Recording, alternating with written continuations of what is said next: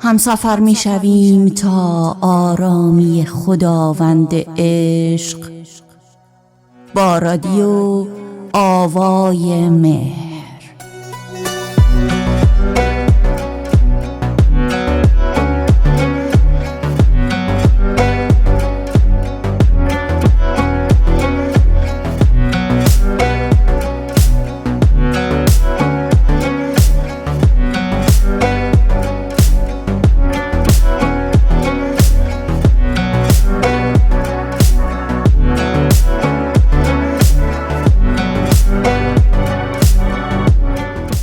درود و احترام قلبی من نثار تمامی شما فرزندان زیبای خداوند مهرآفرین. من متین مهریار هستم و همراهتون هستیم در 1 ساعت پیش رو با 15مین برنامه رادیو آوای مهر.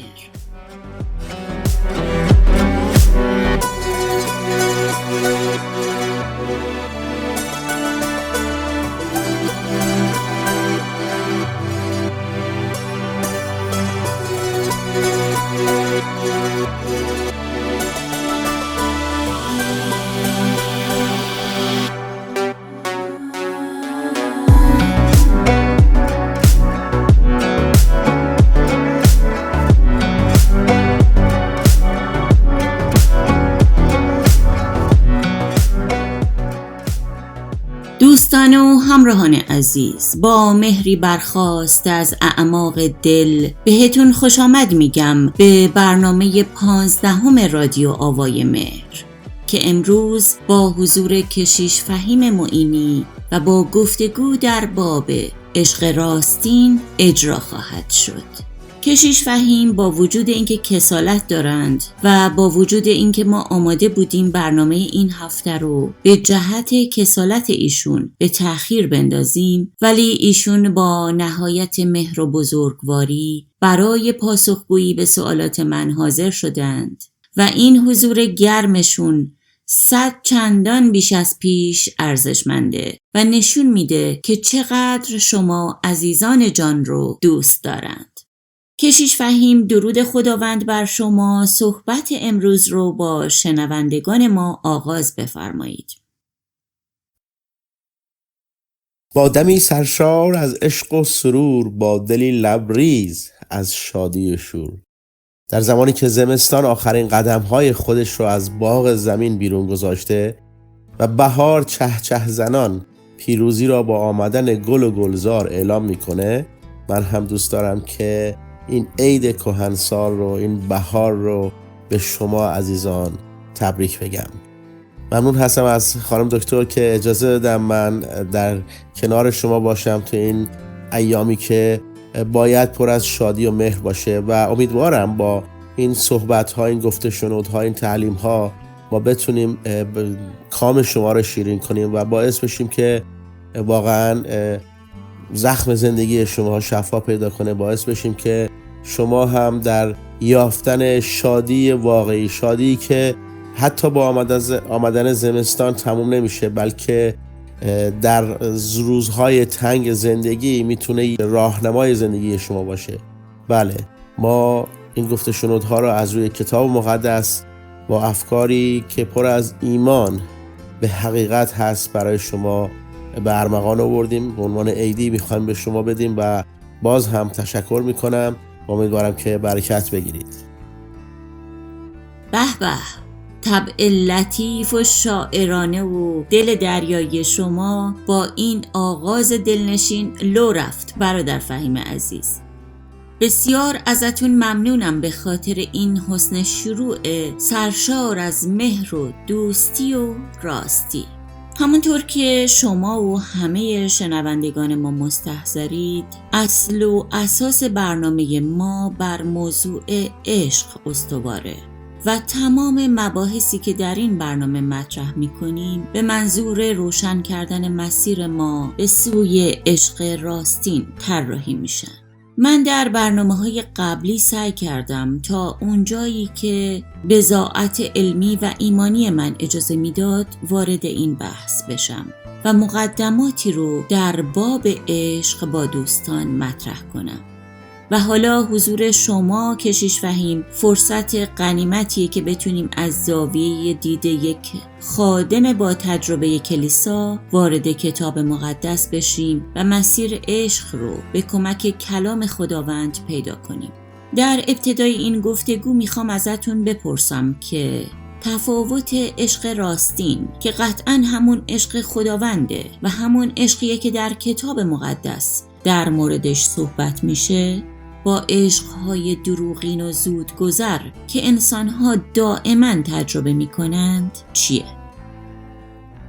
خب وقتی که ما صحبت از عشق میکنیم صحبت از یک مقوله‌ای میکنیم که امروز اگه بخوام مثال بزنم ما یک زمانی شاید یک داروی گیاهی از یک برگ درخت درست میکردیم برای یک دوایی، ولی امروز ما نگاه میکنیم مشابه اون دارو به خاطر تکنولوژی، به خاطر علم شاید 20 رقم قرص متفاوت داریم که خیلی هاش دیگه اصلا از اون برگ درخت گرفته نمیشه یا برگ گیاهی نیست دیگه. من میخوام اینو مثال بزنم که بگم امروزه اون عشقی که ما درش صحبت میکنیم نه فقط خیلی فرق میکنه با اون عشق کتاب مقدس ما میگه، بلکه از لحاظ علمی هم از لحاظ اجتماعی هم اون عشق فرق میکنه با اون عشقی که 50 سال پیش صحبتش میشد. شما بیاید برای مثال نمونه میذارم، شما بیاید به فیلم‌های هندی قدیمی نگاه بکنید یا فیلم‌های ایرانی قدیمی. فیلم هندی قدیمی میگفتن یه فیلمی بود که شما نگاه می‌کردی سر تا سر فیلم پر از احساسات عشقی بود، ولی هیچ وقت دست پسره به دختره نمیخورد. با نگاه‌هاشون عشق به هم می‌دادن، با آهنگایی که می‌خوندن، فداکاریایی که در رابطه توی فامیل نمیدونم اتفاقایی که میافتاد، فیلمایی که خیلی احساساتی بود و بعضی‌ها هم دوست نداشتن، حوصله‌شون سر میرفت، ولی خب خیلی‌ها دوست داشتن به خاطر اون رابطه عشقی که بود.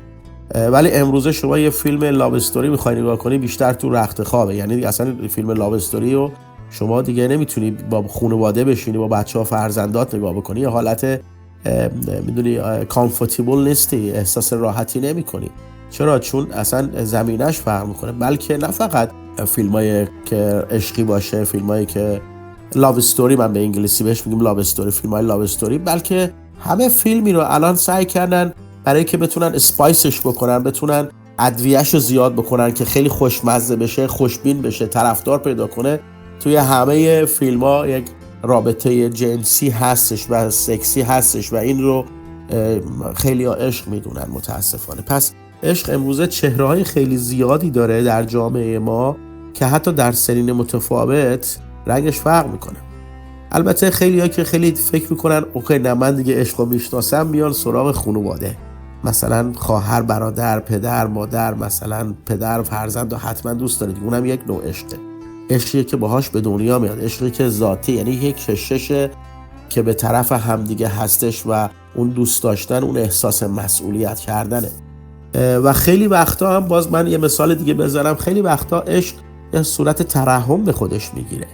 مثلا فرض کنید یک بیمار، یادم توی صحبتتون گفتید که یک بیمار روانی عشق نمیفهمه، برای اون ترحم است. وقتی بهش ترحم میکنی اتفاقا فکر میکنی دوستش داری و اون یه جور دیگه ای احساس میکنه میخواد به شما پروتکت بکنه شما رو و احساس مالکیت میکنه نسبت به شما، با اینکه اون عشق نبوده شما بهش دادی، محبت بوده، حالا یا در قالب ترحم یا در قالب یک انسان دوستی. اونم عشق و جور دیگه ای متوجه میشه، از دید اون عشقه که این منو دوست داره. پس اینجا یک چیزی هست که خیلی ما رو گیج میکنه، کانفیوز میکنه، واقعا عشق واقعی چیه؟ پس من خیلی خوشحال میشم که از دید کتاب مقدس این مسئله رو بخوام صحبت بکنم، چون وقتی ما صحبت از عشق میکنیم من فکر میکنم عشق رو یک اسم دیگه‌ای بهش میدیم که قشنگتره، غلیظتره و پیورتره، به نام محبت. چون ما میتونیم محبت رو هم به عنوان عشق حساب بکنیم، بلکه عشق یک چهره از محبته، بلکه عشق عطریه که از محبت واقعی به وجود میاد. برای همینه من توی صحبت هفته قبل بود فکر میکنم یا باهاتون کردم توی رادیو بود که عشق ما به هم نمیدیم، عشق از هم نمیگیریم، عشق رو میآفرینیم. پس عشق یک رابطه‌ای هست که بین دو شخص به وجود میاد. عشق یک رابطه بدون توقع، رابطه‌ای که از وجود انسان به هم داده میشه و این البته نظر شخصی منه و تجربه‌ای هم که دارم با خانواده‌ام، با همسرم و امروز با دیگر آدمای دیگه. و این کتاب مقدس به ما یاد میده که ما وقتی که عشق داریم، محبت داریم، میام برمیگردم میخوام برم سر کلمه محبت، از کلمه محبت استفاده کنم، چون تو کتاب مقدس بیشتر کلمه محبت استفاده شده نسبت به این مسئله. و محبت رو ما اگر اول قرنتیان باب 13 رو بخونیم ما متوجه میشیم که اصلا چیزی که من فکر میکردم و اون چیزی که کتاب مقدس داره، عشق خدایی داره و ما توضیح میده، کاملا دوتا چیز خیلی خیلی متفاوته. چون اول قرنتیان باب 13 پولس رسول در رابطه با محبت یک صحبتایی میکنه که جلوی خیلی از سوء تفاهم‌ها رو میگیره واسه ما و مثلا میگه که اگه به زبانهای فرشتگان محبت صحبت بکنم، یعنی کسانی که خب دعا میکنن، آدمای روحانی هستن، میتونن شفا بدن، میتونن موعظه خوب بکنن، میتونن به زبان فرشته ها صحبت بکنن. میگه اگه به زبان آدمیان و فرشتگان سخن گویم ولی محبت نداشته باشم، میگه ناقوسی پر سر و صدا و سنجی پر هیاهو شدم. اگر قادر به نبوت و درک کلیه اسرار الهی و تمام دانش ها باشم. یعنی چی؟ شما کسی میدونی که کسی تولد تازه نداشته باشه، روح القدس درش نباشه، نمیتونه این توانایی ها رو داشته باشه دیگه. خب میگه ولی محبت نداشته باشم هیچ هستم. حتی اگه میگه تمام دارایی خود را به فقرا بدهم. اینجا خوب توجه کنید، اینجا یک چیزی من میخوام باز بکنم، یک پرانتز باز کنم، به یک مسئله اشاره کنم. خیلی وقتا ما با کمک کردن خودمون رو ارضا میکنیم. نه فقط ماها، الان اکثر ادیان دنیا، شما برید مثلا توی هندوستان نگاه کنید، خلافکارای خیلی سنگین، خلافکارای خیلی بزرگ که جنایت‌های زیادی میکنن ولی سفره دارن که روزی شکم 1000 نفر رو سیر میکنن. تو خودمونم توی ایران یادتون باشه برای که بتونیم خودمون رو ارضا بکنیم یک چیزی تو فرهنگ ما هست که به دیگران کمک بکنیم، یه جور احساس راحتی خوب بکنیم. خب این خوبه، اما محبتی که خدا داره صحبت میکنه اصلا کمک کردن نیست. درسته که کمک کردن مثل یک اشکی توی دریا ریختن برای محبت، نمیتونم اونو جدا بکنم ازش، ولی محبتی که اینجا داره صحبت میکنه از کلام خدا، میگه محبت بردبار و مهربانه. محبت حسادت و خودستایی و تکبر نداره. خیلی مهمه، خودستایی و تکبر نداره، یعنی درست متضاد تمام چیزایی که ما میگیم. محبت رفتار ناشایسته نداره، در پی نفع خود نیست، یعنی اون توقع رو نداره، خشمگین نمیشه. یعنی اگه خشمگینم بشی دور میکشی، خودتو کنترل میکنی. ما نمیگیم پیش که خشمگین نمیشه، ولی اجازه نمیدیم خشم ما اثر بذاره روی عشق ما. میدونی من بارها شده از دست خانمم خشمگین شدم، از دست بچه‌ام خشمگین شدم، اما اجازه ندادم اون خشم اثر بذاره روی رابطه ما، چون اینا چیزایی که میتونه عشق رو لکه‌دار بکنه، میتونه محبت واقعی رو ضعیف بکنه، سمی بکنه. و متاسفانه میگه این اتفاقا میفته. حالا میگه که در پی نفع خود نیست، خشمگین نمیشود و کینه به دل نمیگیرد. محبت از ناراستی خوشحال نمیشود، بلکه از راستی شادمان میگردد. محبت همه چیز را متحمل میشود، همواره اعتماد میکند، همیشه امیدوار است و در همه حال پایدار است. خب حالا من اگه بخوام به یک نوع دیگه‌ای بخوام باز عشق رو بگم، میخوام بهش بگم یک نفر نیست، یک رفتار نیست. عشق کاراکتر انسان هاست، جمعی از کاراکتر هست که اگه اینها در کنار هم باشه عشق واقعی رو درست میکنه. در فکر کنم غلاطیان هستش یا در افسوسیان هم هست، در فیلیپیان هم هست، ولی در رابطه با ثمره روح القدس رو میخوام صحبت بکنم.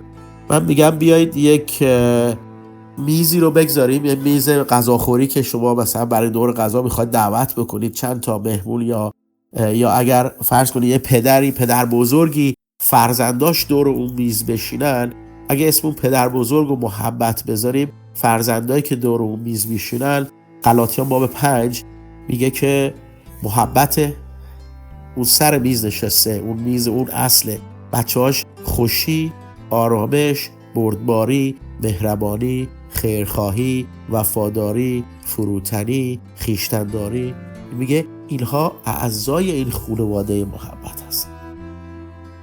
اینا وقتی شما در یک شخصی، در یک شبانی محبت خدا رو، پدر قلب پدری داره، اعضای کلیسا این رابطه رو با هم دارن. در یک خانواده وقتی یه پدر ایماندار واقعیه و عشق واقعی از خدا یاد گرفته چجوری به وجود بیاره با همسرش، اعضای خانواده این رفتار رو نسبت به هم دارن. نه اینکه با هم بحث نکنن، نه اینکه با هم اختلاف نظر داشته باشن، دارن، ولی در کل این احساسات میخرامه. اینها هست که عشق رو به وجود میاره. متشکرم کشیش فهیم عزیز، به درستی اشاره فرمودید که عشق احساس یا هیجانی نیست که خود به خود اتفاق بیفته. خیلی از انسان‌ها تصورشون از عشق این بوده که یهو بدون اینکه خودشون بفهمن چی شده این احساس بر سرشون فرود اومده. مثلا مثل یه تصادف رانندگی، حادثه‌ایه که به علت یک لحظه غفلت رخ داده و یک عمر پشیمونی به بار آورده. اما من معتقدم که توانایی‌های ما انسان‌ها خیلی بیش از اونه که در انتخاب روش و منش و هیجانات خودمون تا این اندازه منفعل باشیم که وقایع زندگیمون به جای اینکه توسط خود ما آفریده بشن بر ما حادث بشن. و حالا لطفاً شما برامون بفرمایید که عشق راستین رو چطور میتونیم در زندگی خودمون خلق کنیم؟ خب ببینید، وقتی سوالیه که یه مقداری دیتیل بریم، یعنی مقدار بریم داخل اون صحبتی که شد که چطوری عشق خلق میشه، ما چطوری عشق رو به وجود میاریم، رابطه بین دو نفر. من مثال بزنم اینطوری، این خیلی ربط به مسئله روانشناسی هستش، ولی من بازم چون روانشناسی هستم اما به عنوان یه شخص که دوست دارم کتاب مقدس رو و از اون خیلی زندگی و برکت میگیره از اون بود نگاه میکنم. من بر این باورم که یک ایماندار، کسی که تولد تازه پیدا میکنه، یکی از اتفاقایی که میفته توی زندگیش مثبت بین میشه. چرا؟ میایم اینو ما در پیدایش نگاه بکنیم. پیدایش، من اینجا پرانتز باز میکنم، میخوام یه شالوده درست کنم تا بتونم حرف بعدیمو و مطلبمو بتونم روی کتاب مقدس بنا بکنم، به خاطر این برداشتی که دارم، اون درکی که دارم رو دارم میگم. ببینید، ما در پیدایش وقتی که انسان قبل از اینکه بخواد نافرمانی بکنه و از میوه درختی که نباید بچینه بخوره این کارو بکنه، رابطهش خیلی خوب بود با همسرش، با خدا، یک رابطه مستقیم و بسیار همه چیز، کلام خدا میگه همه چیز زیبا بود.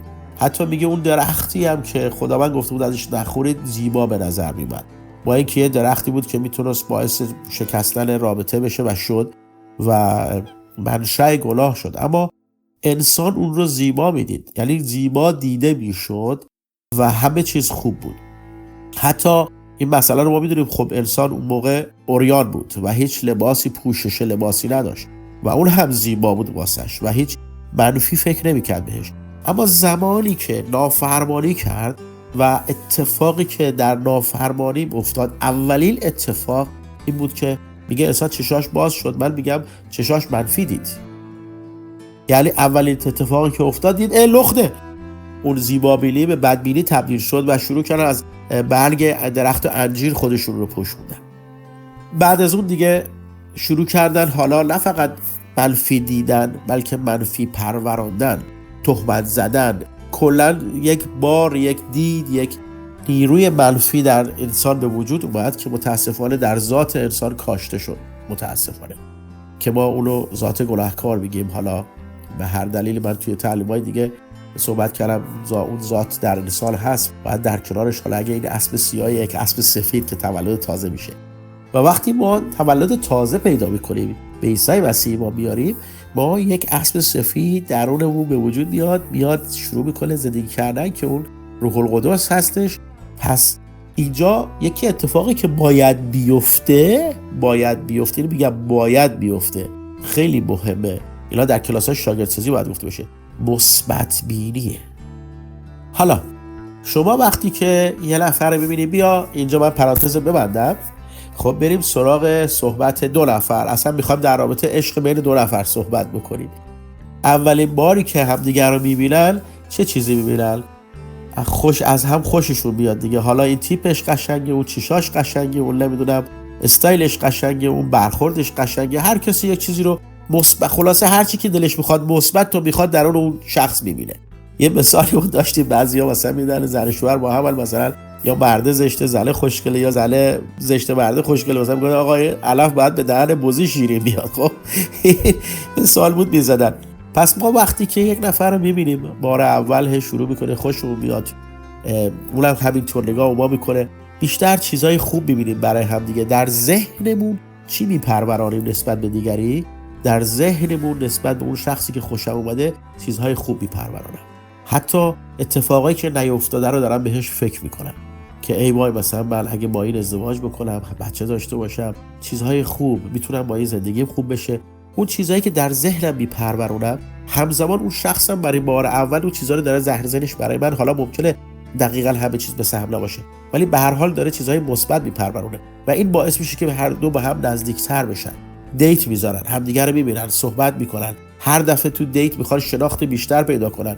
ممکنه مثلا طرف یه بگه، این تا فرضات با خودش تو ذهنش میره که ای وای این اونم همینطور، این دو طرف است. پس دارن یه چیزی میپرورونن دیگه، دارن یه چیزی خلق میکنن دیگه. در عین حال این عشقیه که داره پرورده میشه و بین انسان‌ها میاد. حالا متاسفانه همچنین چیزای نیروهای منفی هست که پرورده میشه وقتی که ما دو نفر به هم خیلی نزدیک میشن، عاشق هم میشن، ولی بعدش شروع میشه رقابت، از یک احساس رفاقت بیرون میاد و بعدا میبینی که جدایی باعث جدایی میشه این مسئله. خب پس من تونستم یک کوچولو اشاره بکنم که عشق رو چجوری میپرورانیم. تصور خوب داشتن، افکار خوب داشتن، افکار درست داشتن، مثبت داشتن و این مثبت بینی یک احساس، یک شخصیت درون انسانی ذاتیه که همه انسان‌ها اینو میبینن، ولی منفی بینی هم متاسفانه شده. اما اگر ما بیایم حالا این مثبتمون رو درش، مثبت بینیمون رو درش یک چارچوب بذاریم که واقع بینم باشیم. مثبت واقع بینی یعنی من از یک دونه کاه کوه نسازم، اون کاه باشه. اگه میخوام کوه بسازم برم صخره واقعی، برم یه جای سنگ واقعی بیارم که کوه درست بشه. یعنی تخیلاتم رو سعی کنم کنترل بکنم و بیام این عشق و این محبت رو در راستین بپرورانم در ذهنم. بیام به نکات مثبت فکر بکنم و سعی کنم توی نکات مثبت تشویق بکنم همسرم رو، کسی که دوستش دارم. و اگر نکات منفی میبینم، به جایی که بیام به رخش بکشم رقابت بکنم، ببینم چطور میتونم توی اون نکات منفی کمکش بکنم. مثلا اگه زن من رانندگی میکنه ولی شبا میبینم اذیت میشه، شب اجازه ندم رانندگی بکنه. اگه من اجازه ندم، یعنی اگه بخواد کاری بکنه من براش انجام بدم. اگه نیاز داره یه جایی بره بیاد، من رانندگیش بکنم. چرا؟ چون میدونم تو شب نمیتونه، دوست نداره رانندگی، کامفورتبل نیست. اگه نتونه ولی احساس راحتی نمیکنه. اگه ببینم تو بارون احساس راحتی نمیکنه، من این کارو بکنم. مثال دارم میزنم. اینا وقتی که شما در یک رابطه توجه میکنی به قوت و به ضعف، قوت رو تشویق میکنی و در ضعف تو قوت میشی. درست کاری که خدا با ما میکنه. خداوند همیشه تو ضعف ما قوت ما میشه. خیلی جالبه. خیلی وقت ما وقتی مثلا هر روز نفهمیدیم، ضعفمون رو قایم میکنیم به جایی که به حضور خدا بیاریم. ضعفمون رو میخوایم یه جوری خودمون قوت میخوایم برعکسش عمل میکنیم. در رابطه هم همینه. یکی از دلایلی که ما میتونیم عشق بیافرینیم به خاطری که این خلاقیت ذهنی میخواد که ما بتونیم نگاه بکنم و ببینم این شخص خوب بشناسم، چه قوتی داره، چه ضعفی داره، در قوتش باعث تشویقش باشم و در ضعفش کمکش بکنم. این یه نوع عشق آفریدنه، این یه نوع خلق کرده. واقعا یه مثال زدم، خواستم اینو بگم که و این مثبت بینی خیلی مهمه و این چیزی هست که من تونستم بهش اشاره بکنم نسبت به سوال شما. بسیار ممنونم از پاسخ جامع و مفیدتون. و حالا سوال بعدیم اینه که بعضیا هستن که عشق به حیوانات خونگی رو جایگزین عشق به همسر و فرزند میکنند. آیا بر اساس کلام خدا عشق به هر موجود زنده‌ای به جز انسان میتونه یه عشق واقعی باشه؟ خب سوال خوبی کردید. البته من دوستای نزدیکم، حتی یکی از بنتورام حیوان داره تو خونش، خیلی هم عاشقشه. امیدوارم صحبت‌های منو میشنوه بهشون بر نخوره. ولی خب حقیقت اینه که ما باید کلام خدا رو نگاه بکنیم در رابطه با این سوال شما که عشقی که ما برای همدیگه داریم آیا این همون عشق برای حیوانات هست؟ البته که خب ما میتونیم حیوانات رو خیلی دوست داشته باشیم، اما واقعا یک حیوان میتونه جای همسر یا فرزند بگیره؟ همچین چیزی کلام خدا برای ما روشن کرده که نمیتونه بگیره. اینو من نمیگم. شما در کتاب مقدس در تورا اولین کتاب پیدایش هستش، شما وقتی اون رو باز میکنید در باب 2 آیه 18 هستش، میگه یهوه خدا گفت خوب نیست که آدم تنها زندگی کند، پس یاوری مناسب وی بسازید. پس یهوه خدا تمام حیوانات و پرندگان را از خاک زمین سرشت و نزد آدم آورد تا ببیند آدم چه نامی بر آنها خواهد گذاشت. و هر نامی که آدم بر آنها گذاشت همان نام آنها شد. بنابراین آدم تمام 4 پایان و پرندگان و حیوانات صحرا را نامگذاری کرد، ولی همدم مناسبی برای آدم پیدا نشد تا او را کمک کند.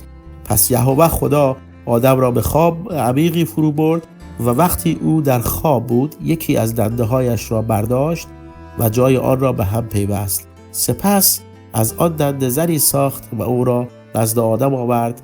آدم گفت سرانجام این است استخوانی از استخوانهایم و گوشتی از گوشتم. نام او نسا خوانده خواهد شد، زیرا از انسان گرفته شده. میگه به این سبب است که مرد پدر و مادر خود را ترک کرده به زن خود میپیوندد و آن دو یک تن خواهد شد.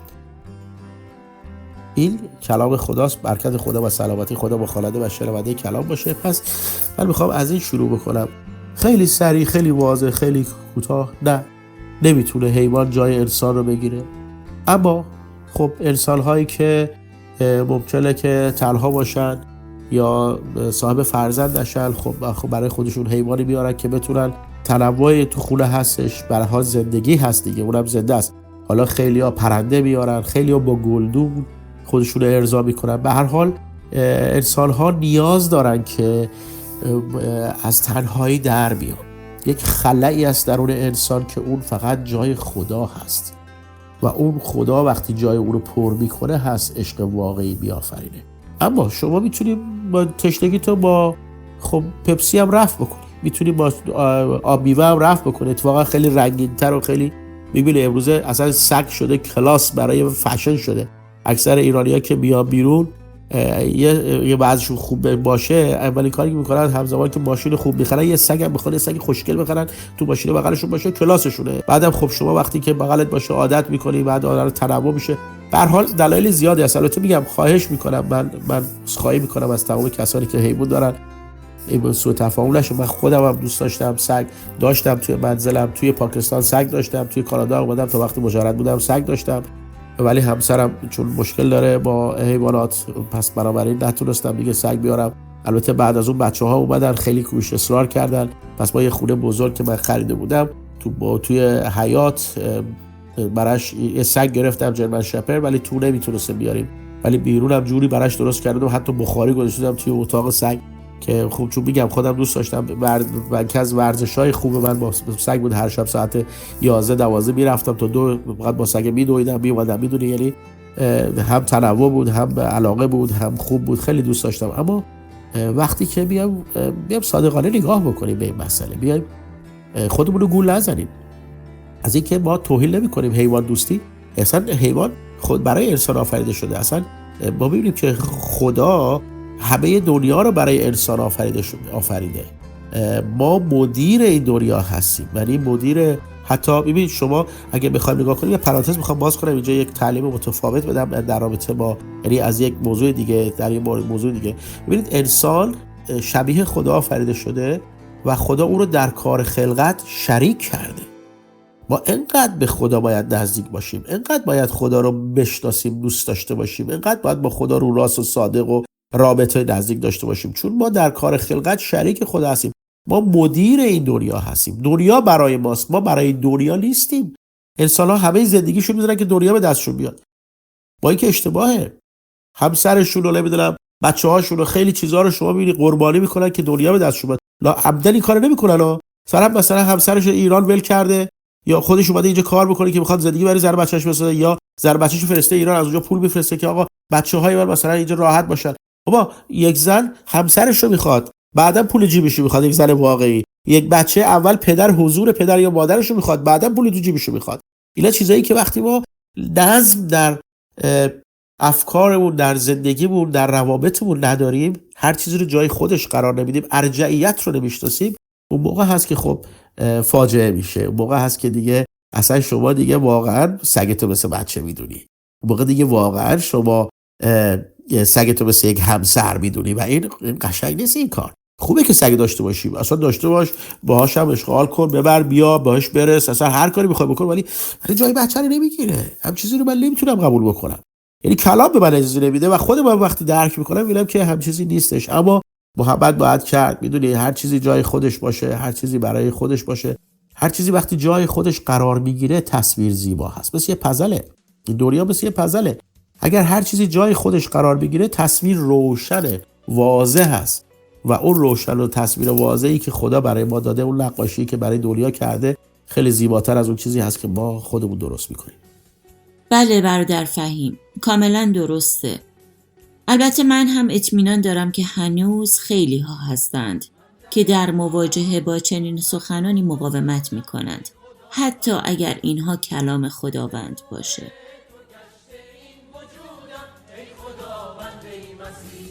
من که آن بره گم گشته بودم ای خداوند ای مسیح، رمز الطاف تو پیدا نمودم ای خداوند ای مسیح. عیسی عیسی ای خداوند ای مسیح، پروردگار ای خداوند ای مسیح. عیسی عیسی ای خداوند ای مسیح، پروردگار ای خداوند ای مسیح.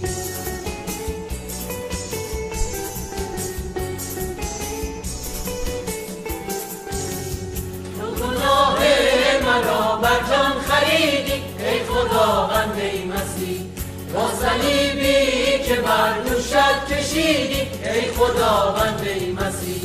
بند شیطان ز پای من بریدی ای خداوند ای مسیح، روح خود را به جان من دمیدی ای خداوند ای مسیح. عیسی عیسی ای خداوند ای مسیح، پروردگار ای خداوند ای مسیح. عیسی عیسی ای خداوند ای مسیح، پروردگار ای خداوند ای مسیح.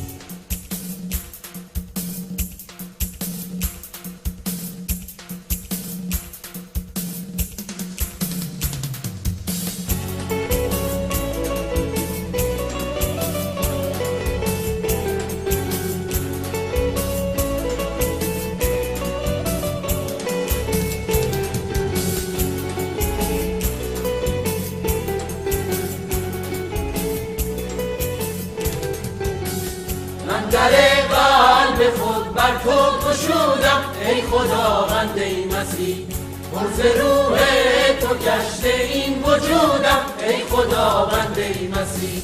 من که آن بره گم گشته بودم ای خداوند ای مسیح، رمز الطاف تو پیدا نمودم ای خداوند ای مسیح. عیسی عیسی ای خداوند ای مسیح، پروردگار ای خداوند ای مسیح. عیسی عیسی ای خداوند. اما سوال اساسی اینجاست که چرا اصلا دنیا به عشق نیاز داره برادر فهیم؟ خب سوال خوبیه، چرا دنیا به عشق نیاز داره؟ من کوتاه‌ترین و بهترین جوابی که میخوام بگم اینه که به خاطری که از تنهایی در میاد. اگر که ما عشق نداشته باشیم تنها میمونیم. همونطور گفتم عشق یک رابطه است. البته ممکنه بدون عشق هم رابطه باشه، آدم از تنهایی دنیوی در بیاد، ولی من صحبت از تنهایی قلب، رابطه احساس میکنم. من منظورم تنهایی که انسان ارضا میشه، خلأ درونش پر میشه. عشق باعث میشه که ما در هر کاری بتونیم موفق تر باشیم. عشق قوت انسان رو بیشتر میکنه، مثل ریسمونه که یک ریسمون یک لا که خب خیلی راحت پاره میشه، ولی وقتی دو لا میشه سخت‌تر پاره میشه. البته ما ایمان داریم که اگه خدا هم با در کنار ما باشه، عشق باید مثل به خصوص بین زن و مرد باید یا بین همه انسان یک رابطه تسلیس باشه، خدا و دو نفر دیگه و این دو نفر واقعا عشق سلا میشه دیگه، اصلا اون ریسمون پاره نمیشه و عشق واقعی که باعث یک احترام میشه، عشق واقعی باعث موفقیت میشه. عشق واقعی انسانها رو خوب میکنه. عشق واقعی شفا میده، زخمها رو شفا میده. عشق واقعی مرهم برای خیلی بیماری ها هستش و این رو علمم ثابت کرده. اصلا بدون عشق و بدون محبت دنیا هیچ ارزشی نداره، هیچ رنگی نداره. ما وقتی نگاه میکنیم به خود خدا، میگه خداوند، یوحنا 3:16 میگه خدا آنقدر جهانیان را محبت کرد. یعنی چی؟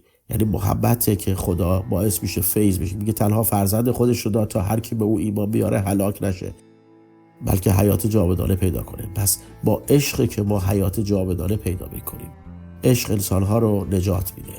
پس بدون عشق زندگی نه معنا داره، نه رنگ و بو داره، نه لذت داره، بلکه خیلی هم محدود میشه و خیلی راحت. حتی انسانایی که بدون عشق هستن شیطان راحت بهشون حمله میکنه، راحت تر بهشون حمله میکنه. شما میبینید خیلی از جنایت ها به خاطر تنها بودن انسان هاست. خیلی از جنایت ها به خاطر اون تنهایی و نداشتن عشق و محبت در زندگی هستش و اینها چیزایی که من میتونم بگم. هنوز خیلی چیزایی میشه گفت، ولی تنها بهترین و ساده ترین کلام اینه که عشق انسان را از تنهایی در میاره. بله، در کنار تمام توضیحاتی که فرمودید یک نکته بسیار درخشان هم بود که الان دارم فکر میکنم لازمه چند برنامه رو به اون اختصاص بدیم و اون اینه که فرمودید شیطان خیلی راحت‌تر به انسان‌هایی حمله میکنه که تنها و خالی از عشق هستند. من به شخص بسیار با این قضیه موافقم و دلایل روانشناختی بسیار عمیقی هم براش پیدا کردم، هم در توضیح ماهیت عشق و هم در توضیح ماهیت شیطان که در برنامه‌های قبلی گفته بودم که به نام من ذهنی یا ذهن شرطی شده هم ازش صحبت میشه. اما شما برای ما بیشتر توضیح بدید برادر فهیم که چرا شیطان نمیخواد که انسانها به عشق راستین برسند. خب همونطور که توی صحبتام گفتم، یکی از حربه های دست شیطان اینه که انسانها رو تنها میکنه. بعدی که تنها کرد اونا رو میزنه، راحت‌تر میزنه. میدونی به خاطر همینه که شیطان یکی از بهترین راههایی که میتونه به افکار انسانها نفوذ پیدا کنه و از اونها استفاده بکنه و اونها رو نابود بکنه، رفته و حتی اول از طریق اونها سعی میکنه دیگران رو ضربه بزنه. یعنی شیطان یکی از کارهایی که میکنه، متاسفانه دیدیم طرف میگن آقا این روح پلید داره فلان داره. نه، خب وقتی شیطان در ذهن کسی نفوذ میکنه و افکار اون رو پلید میکنه، بعدم باعث میشه که اون شخص اول از خودش شاکی میشه، از دیگران شاکی میشه و باعث حمله به دیگران میشه. برای مثال طرف میگن آقا رفته توی مدرسه با کلاشینکوف مثلا زده بچه‌ها رو همه رو کشته، معلم‌ها رو کشته، براش دیگه فرقی هم نکرده، یکی از دم زده. خب اون شخص میگن آقا همیشه ساکت بوده، میرن تحقیق میکنن، همسایه‌ها میگن این آدم خوبی بود، آدم بدی نبوده. خب وقتی شیطان نفوذ میکنه، شیطان خودش اجازه نداره جان کسی رو بگیره.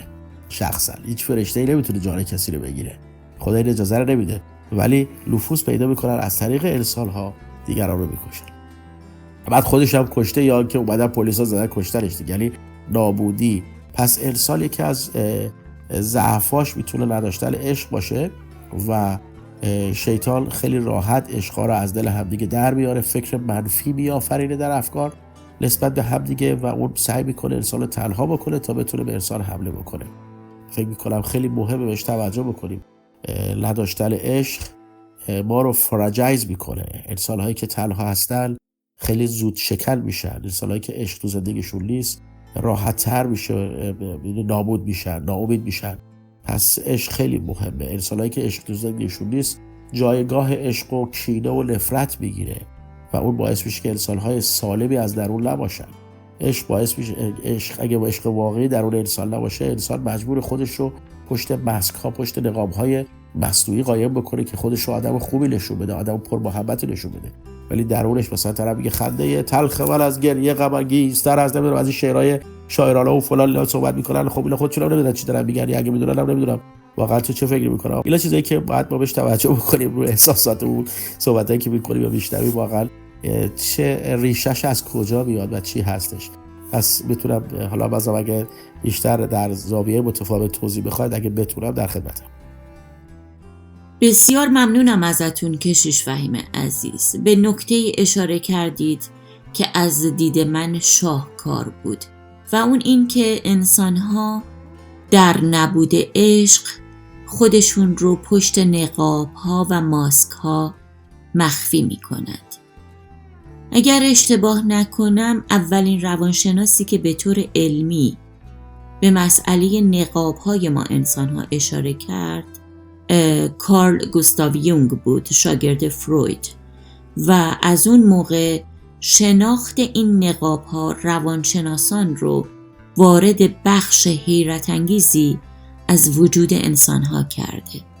بله، عشق حقیقتاً تنها راه رهایی خود واقعی هر انسانی از پس بیشمار نقاب‌هایی که به چهره زده.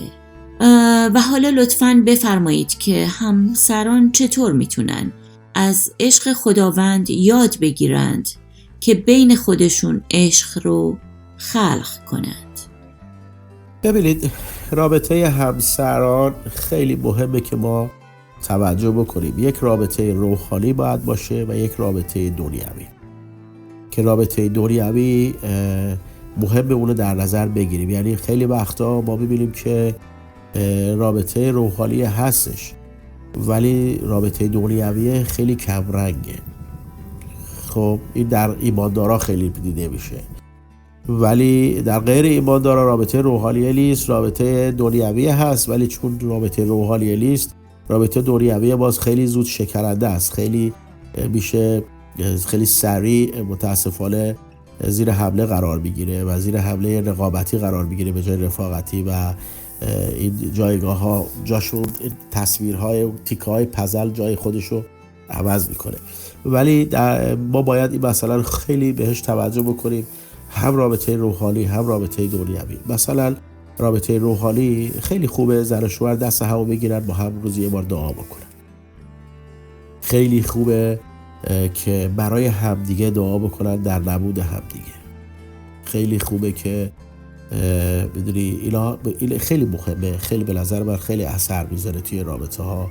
شما اگه در طول روز حتی یه دلخوری داشته باشی، شب میخوای قبل از که بخوابی، شما عادت داری باید دست هم بگیری دعا کنی، خودش باعث میشه که اون آشتی میشی، میدونی. یعنی خیلی اتفاقا میفته. من مثلا برای باورم که زن و شوهر لااقل اگه بتونن در روز 30-40 تا باچ هم دیگه رو بکنن. رابطه جسمی حتما نباید تو رخت خواب باشه. شما تو خیابون، تو خونه، احساس لمس جسمی خیلی مهمه. یکی من همسرم بغل کنم، فشارش بدم، بگم دوست دارم، عاشقتم، میدونی. اینا چیزایی که ما باید در نظر بگیریم در رابطه با دوست داشتن. برای همین شما خب این کارا رو اگه با سگ بکنی که اون نمیتونه جوابتو پس بده، ممکنه بکنه، میدونی. صحبت در مورد صحبت قبلی کردیم یا حیوانات دیگه. ولی رابطه همسر یه رابطه کاملا متفاوتیه. جایگاهش رو هیچ کسی نمیتونه بگیره. همونطوری گفتم جای خدا رو هیچ کسی نمیتونه بگیره. یه خلایی هم در انسان هست که خدا میگه در پیدایش خوندیم دیگه، نه که باید همسر هر دو یکی میشن، اتقاب میشن. برای همین هم هست که امروزه اصلا ما میبینیم مثلا مرد و مرد ازدواج میکنه، زن با زن ازدواج میکنه. خب این میتونن ازدواج بکنن ولی آیا واقعا یکی میشن؟ نه. میدونی پایه و شالوده نداره. میدونی روی اون ساختن بلا اسمش زندگیه ولی روی ماسه است. برای همین هم هست که خب خیلی متاسفانه حتی زن و مرد هم که با هم ازدواج میکنن شالوده خدایی نداشته باشه، میبینیم آمار طلاق خیلی رفته بالا، میبینیم جدایی ها زیاد هست، خیلی ها رو اجبار با هم زندگی میکنن.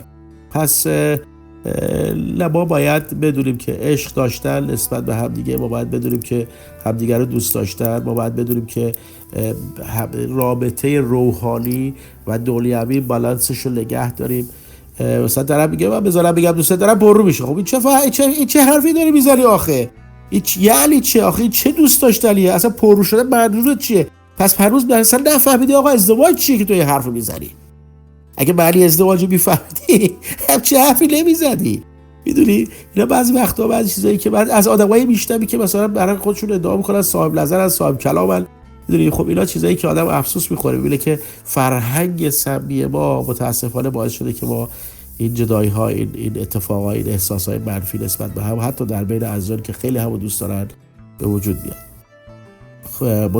مطمئن هستم کسانی که تولد تازه پیدا میکنن، عیسی مسیح رو تو زندگیشون قبول میکنن، این شروع میشه این سم از بین میره، چون روح خدا پادزهر سماست و کلام خدا به ما اشتیاق به وجود میاره، ما بیشتر یاد بگیریم، بیشتر بفهمیم همدیگر رو، بیشتر بتونم این همسر منه، بابا مستخدم من نیست، این همسر منه، شریک منه.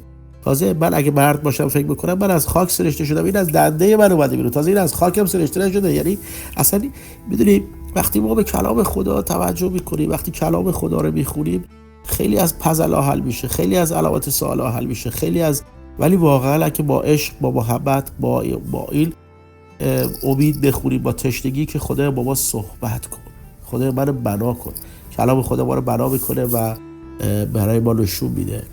پس امیدوارم که این رابطه عشق و محبت بین زن و شوهرها با پاکی سلامتی که خدا میخواد به وجود بیاد و بمونه. بسیار ممنونم ازتون. سوال بعدی اینه که کتاب مقدس میگه که مرد باید از پدر و مادرش جدا بشه و با همسرش یک بشه.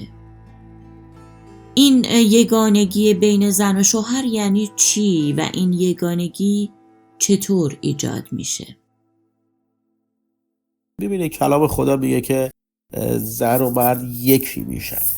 این یکی شدن در اصل یک مفهوم خیلی عمیقی داره، یک چشمه است. یکی شدن در اصل اون تصویر واقعیه که خدا میخواد به وجود بیاد توی دنیا و ما در پیدایش وقتی که میخونیم میبینیم که اراده خدا بر این هست، یکی شدن. چون یکی شدن باعث کثیر و پربار شدن میشه. یکی شدن وقتی دو یک میشه محکمتر میشه، تنهایی از بین میره و اون رفاقته به وجود میاد. وقتی انسان‌ها به طور واقعی یکی میشن، انسان‌هایی میشن که نه برای خودشون بلکه برای جامعه مفید میشن. شما وقتی یکی میشی جدا شدن خیلی سخت میشه. اکثرا زن و شوهرای میسیونریای قدیمی نگاه میکنه، همه زن و شوهر با هم در کنار هم هستن و در کنار هم فوت میکنن. یعنی یکی شدن هیچی نمیتونه جداش بکنه. یکی شدن خیلی مهمه. وقتی انسان‌ها از هم جدا میشن چند تا دلیل داره، یا یکی نشدن یا اجازه دادن چیزی در میانشون بیاد که مسمومشون میکنه. حالا حتما اون بی‌وفایی فقط نیست، بلکه خیلی چیزهای دیگه که متاسفانه ما ازش بهش توجه نمی‌کنیم. بی‌توجهیه، حتی نه بی‌وفاییه. خداوند در شروع پیدایش همه چیزو به واضح و روشن میگه. انسان، مرد از خاک آفریده شده، زن از دنده انسان. زن از خاک آفریده نشده. وقتی شما همسرت مال خودت یکی میشه دیگه باهاش رقابت نمی‌کنی. یکی از چیزایی که رابطه زن و شوهر رو به هم می‌زنه رقابته. اولش انقدر همدیگه دوست دارن که همش از سرکله هم بالا میره، ولی بعد از مدت یواش یواش رقابت میشه. بابا مثلا وقتی شما یکی میشی دیگه، وقتی پیرم بشی بازم برای هم زیبا هستی. وقتی شما زن و شوهر یکی میشی، حتی اگه شما یک اتفاقی بیفته بین زن و شوهر، یکیشون فلج بشه، یکیشون اتفاق واسش بیفته، بازم اون دلشو نمیذاره، بازم با عشق دارتش، چون از خودشه، مثل که خودت فلج شدی. وقتی یکی میشی، اگه همسرت مریض بشه، قیافش زشت بشه، هیچ کدوم از اینا نمیتونه تو رو عشق تو رو کم بکنه، چون یکی شدی. ما اتوماتیکلی، یعنی به طور ناخواسته، وقتی که فرزند داریم، فرزند ما انگار ما مالکیت اون رو داریم. یکی از چیزایی که در تعالیم روحانی ما باید یاد بگیریم و کلام خدا درک بکنیم، فرزندای ما مالکشون نیستیم. خدا از ما استفاده کرده که ما کثیر و پربار بشیم، برای که دنیا رو پر از محبت و عشق بکنیم، دنیا پر از یک خانواده بزرگی بشه برای خداوند. خب از لحاظ انسانی و روحانی و دنیوی و الهی.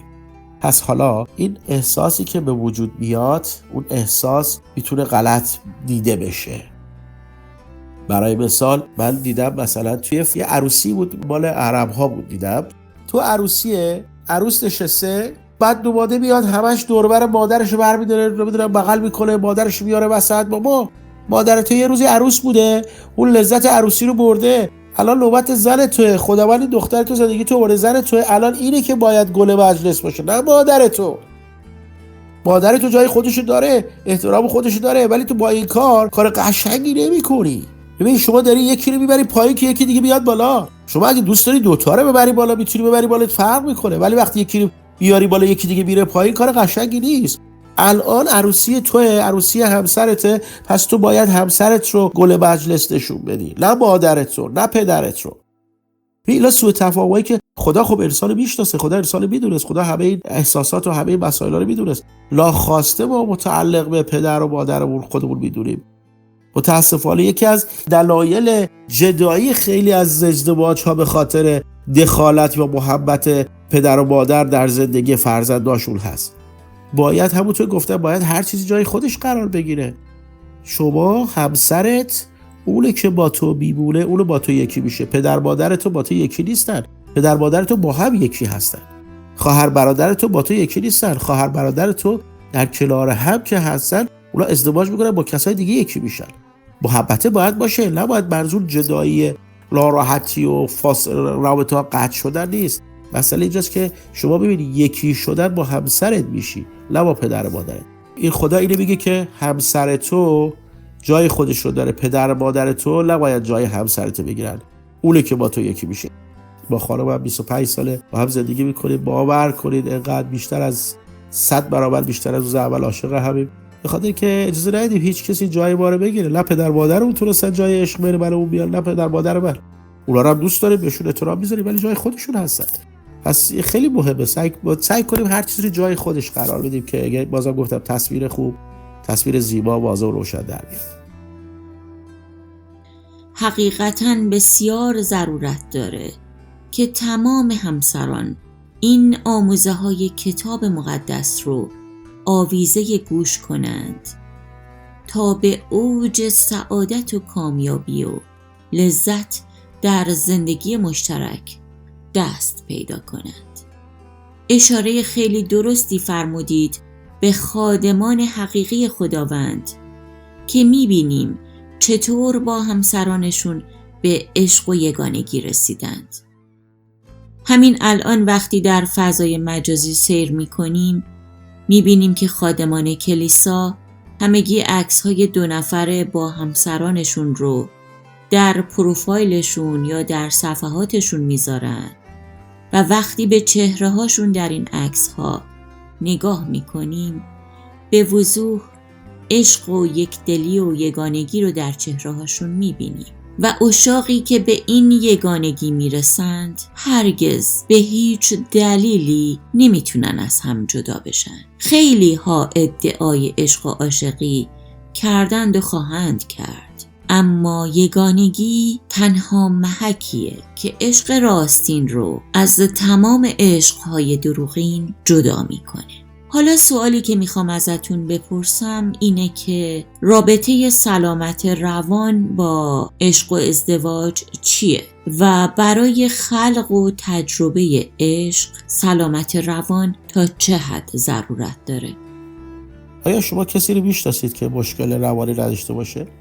هر کی بگه من مشکل ندارم داره یا قایم میکنه یا دروغ میگه. همه ما از تراماهایی گذشتیم که به سلی که وقتی میخوام ازدواج بکنیم معمولا خیلی تراما داشتیم، خیلی اتفاقا افتاده، خیلی در اون امور هست که روی ذهن ما اثر گذاشته. ما بخوایم و نخوایم افکار ما، قلب ما زخمیه، روح ما زخمیه. ما این چیزا رو داریم. درسته که ما مسیح رو قبول میکنیم، به خصوص ما ایماندارا، و یک شفای روحانی شروع میکنه در ما شروع کردن. اما یادمون باشه وقتی رابطه ازدواج زن و مرد، خب البته اگه طرف خیلی مریض باشه که قرص میخوره و فلان، اون فرق میکنه، بعد یک سال درمان بشه، ولی هیچ کسی نرمال نیست و همه چالش دارن.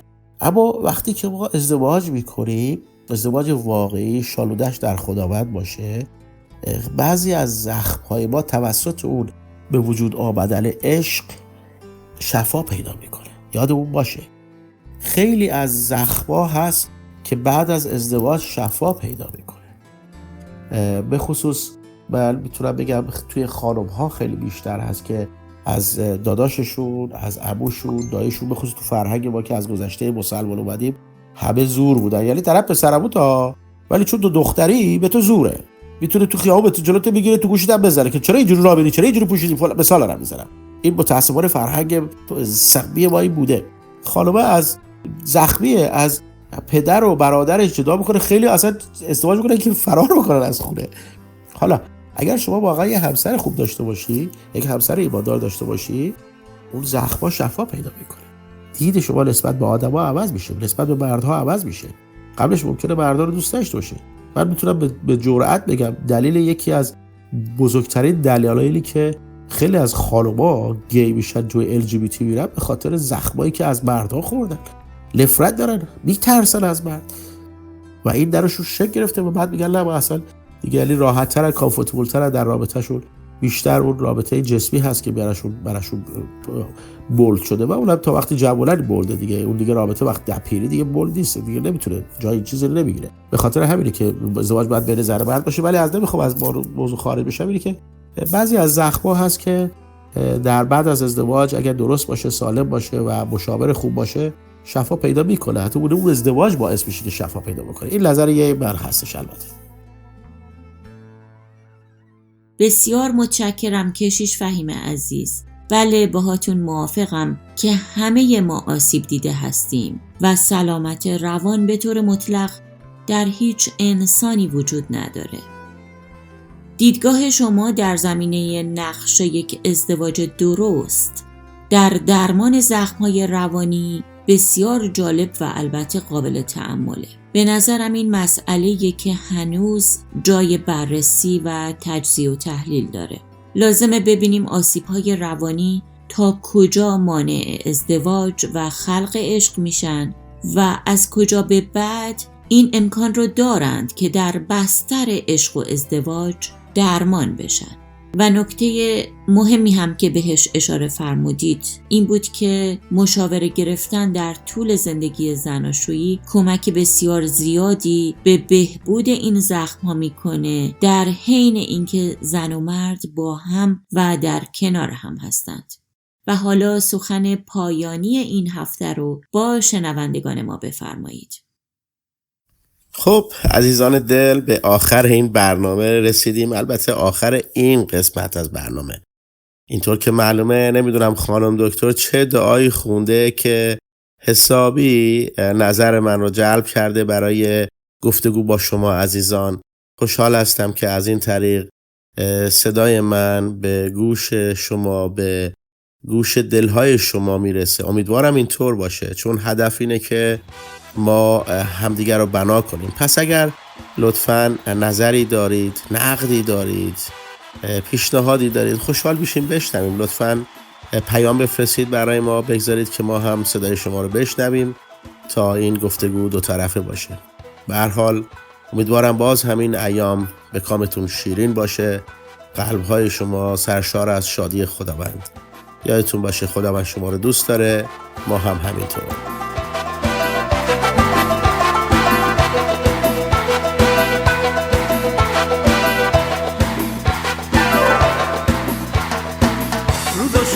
شده شادم آخه ایساس پادشاهم، همه ما خوش به حالیم که مسیح ایسا رو داریم. واسه این شبانه نیکو با همیشه شکر گذاریم، هرچی درد و غصه داریم به خدا غمی سپاریم. شاده شادی ما از بند گناه آزادی ما، شاده شادی ما از بند گناه آزادی ما، شاده شادی ما از بند گناه آزادی ما، شاده شادی ما از بند گناه آزادی ما.